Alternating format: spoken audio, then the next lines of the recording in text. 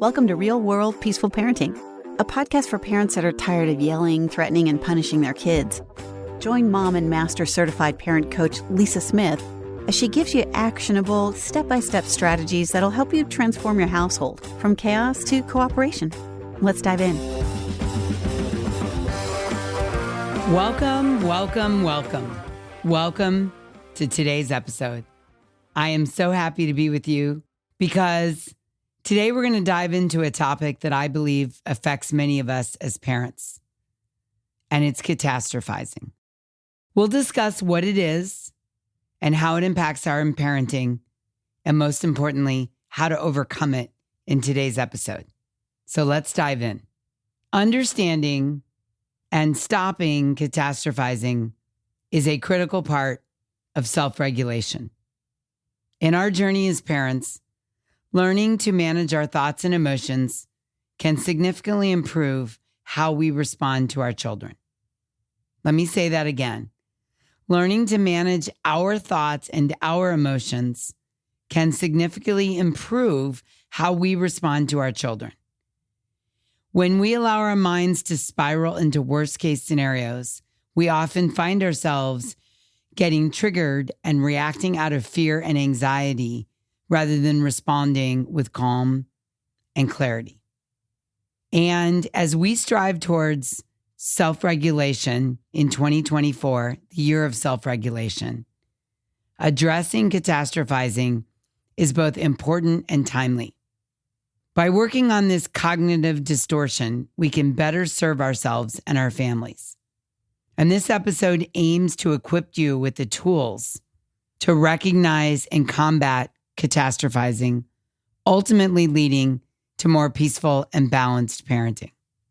And as your parent coach, I'm here to help you as much as I possibly can. Let me ask you, do you come from a long line of warriors, catastrophizers, overplanners, and anticipators? I know I sure do. And if I'm totally honest with you, this is one of my biggest challenges in parenting. My mind often jumps ahead, wandering into judgment and leading to fear and anger, which always causes dysregulation. Sometimes even before I realize it, I'm down that black hole of worst-case scenarios, filling in the blanks with dark, unsuccessful thoughts. This, my friend, is known as catastrophizing. And this was modeled for me nonstop growing up. I come from a long line of professional catastrophizers. I hated it growing up because it made me fearful of almost everything. And I noticed this when Malcolm was really little, that my mind was catastrophizing nonstop. And I made a full commitment to work on this and rid it out of my parenting. The problem with catastrophizing is that it prompts us to jump to the worst possible conclusion, usually with very limited information or objective reason to despair. When a situation is upsetting, but not necessarily catastrophic, it can still feel like a crisis. I get it. I've been there, and sometimes I'm still there. As I said earlier, I'm prone to catastrophizing, often jumping to the worst possible outcome in seconds. Over the years, I've spent countless hours focusing on the worst happening. Has this ever been beneficial? No. Catastrophizing is never, ever, ever helpful, ever. Even if the worst were to happen, why would we start experiencing the negative effects before it has actually happened? In the majority of cases, the worst never happens. But for a period of time, it's as if it has, because we're tormented by the mere thought of it. And here's what I know for sure. Catastrophizing is emotionally and physically draining. It saps our energy and leaves us feeling exhausted. And in the majority of the cases, since the worst never happens, all of our energy is drained, leaving us with nothing left to effectively deal with the situation right in front of us. You feel me? Have you ever caught yourself spiraling into worst case scenarios? The question to ask ourselves is, how did you feel? But even more importantly, how does that worst case scenario thinking impact your interaction with your kids? I know for me, it triggers me and I'm dysregulated 100% of the time. So let me share with you some examples of catastrophizing while parenting kids at different ages. And really look to see if you can relate to this or if you can see yourself in the exact example or a similar example to what I'm sharing. So your toddler has a tantrum in the grocery store and your mind races to thoughts like, if they don't learn how to behave now, they're going to grow up and be out of control and disrespectful, and they'll never learn any discipline. That's catastrophizing, my friend. Your elementary age child brings home a bad report card or a bad mark on the report card or a note from the teacher. And you immediately think, oh my goodness, they're going to fail school, never get into college, never be successful at holding down a job, and end up living under a bridge with a shopping cart. That was my go-to with Malcolm for many, many, many years. Every time something in school was a challenge. Maybe you realize your tween isn't turning their homework in. There's 3 or 4 missing assignments in the system that you happen to look into after not looking for a couple weeks. You panic and immediately catastrophize with thoughts of they're irresponsible and lazy. They're never going to be able to succeed in life.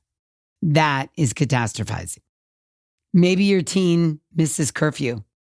Your mind immediately jumps to, oh, I know they're getting into trouble and they're hanging out with the wrong crowd and they're going to end up in serious trouble or worse and make nothing of their lives. That is catastrophizing. And finally, your young adult child struggles to have a job over the summer or before they graduate college or immediately after college. And you start to think, they're never going to find a job. They're never going to be able to live on their own. They're going to be living with me for the entire rest of my life. So here's the check-in. Do any of these examples resonate with you? How often do you find yourself going to these worst case scenarios and getting triggered and reacting rather than pausing and responding? See, this is the real problem with catastrophizing. Not only does it drain us as the parent of our energy, both emotionally and physically, but when we get triggered from catastrophizing, we immediately go to react rather than pause and respond. We get trapped in our emotional center and our middle brain, and we go all ham on our kids. Sometimes we don't even know what we're saying, right? Have you been there? I know I have. So let me share with you some strategies and tips that are going to help you break the habit of catastrophizing if you relate to doing it occasionally, sometimes, or all the time. And what I'm going to propose is 4 steps that are going to really help you break the habit of catastrophizing, because that's what it is. It's a habit, and maybe you have the habit because it was modeled for you in your childhood, right? That certainly was my story. And if that's true, it's not your fault that you have the habit of catastrophizing, but it is your responsibility to work on it. It is. And to model something different for your children and to break the habit of catastrophizing that leads you to getting triggered, that leads you to react rather than pause and respond. Okay, so number 1, I want you to recognize that you're doing it and resist the urge. The first step is to recognize when you're starting to catastrophize. Pay attention to the physical sensations in your body. If you feel the tension, you feel it brewing, you feel your heart racing, your mind jumping 40 steps ahead in mere seconds, resist the urge to jump ahead. Train yourself to recognize what's going on, right? When we know better, we do better. Train yourself to break the habit and resist the urge to do it. Number 2, stay present. Instead of jumping ahead, stay in the present moment. Ask yourself, what is happening right now? There's missing assignments. My kid is melting down. My young adult is struggling to find a job. My teenager missed curfew and I don't know why yet. I'll wait for them to get home. Stay in the present moment. Number 3, challenge your thoughts. When you catch yourself catastrophizing, challenge those thoughts. Ask yourself, what evidence do I have that this worst case scenario will happen?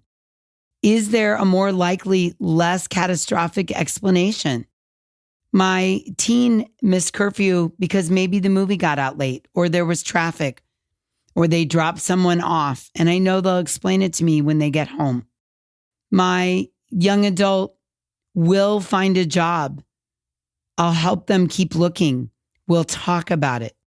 My kid is melting down in aisle 6 of the grocery store.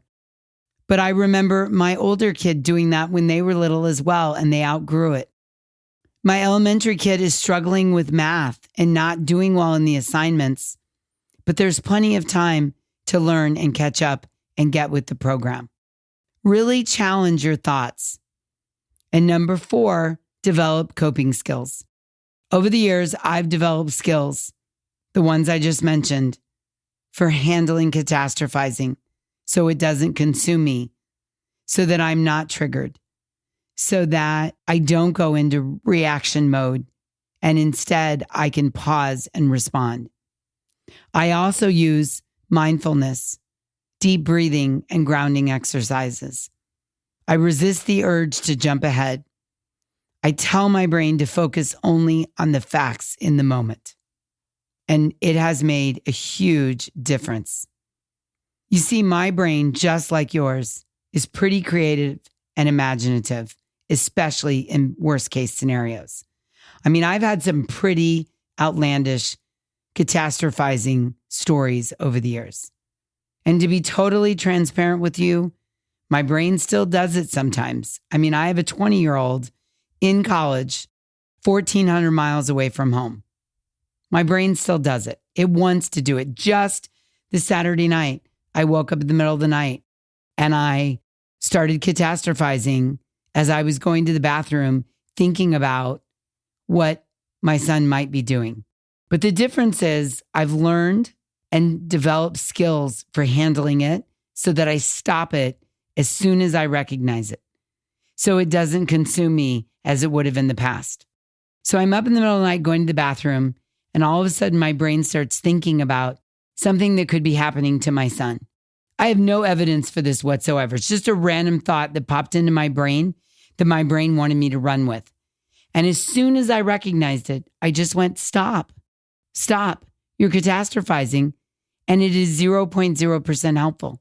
And I just practiced this over and over and over again. I recognize and I resist the urge to keep going. I stay present. I challenge my thoughts. I take a couple deep breaths. I finish going to the bathroom and I'm right back in bed going back to sleep. Do you relate to this? Do you often have your kids living under a bridge with a shopping cart? Do you recognize yourself in my stories? Do you see that catastrophizing is not helpful, that it drains your energy? Do you see that it causes you to get triggered and go to react rather than pause and respond? It traps you in your middle brain when it would be much better to parent from a higher brain where you're able to stay calm, creative, empathetic, and solutions-based. Yeah? This, I promise you, just the recognition of it is a total game changer on the path to peaceful parenting. So your homework assignment is to really start to see and plot out some ways that you can challenge your own catastrophizing thoughts. Challenge yourself to stay more present in the moment. Challenge yourself to fight the urge, to resist the habit of catastrophizing. I know you can do it. And it is a total game changer. So there you have it, real world peaceful parents. Catastrophizing can be a significant trigger for anger, fear, and dysregulation in our parenting. But by listening to this episode today, naming it, understanding it, and then going forward, recognizing it, staying present, challenging your thoughts, and developing coping skills, you can manage this cognitive distortion. You can. I know you can. And you can create a more balanced and peaceful approach to your parenting. You've got this. I know it. And I would absolutely love to hear about your experiences with catastrophizing and any tips you have for overcoming it. You can share those with me on Instagram at @peaceful_parent, or you can send me an email, lisa@thepeacefulparent.com. And if you found this episode super helpful or even mildly helpful, I would ask you to leave a review for me so others can find it and share it with your friends. It makes a huge difference when we share this kind of information with others that are struggling as well. Thank you, thank you, thank you. Okay, until we meet again, I'm wishing you peaceful parenting. Thanks for listening to Real World Peaceful Parenting. If you want more info on how you can transform your parenting, visit thepeacefulparent.com. See you soon.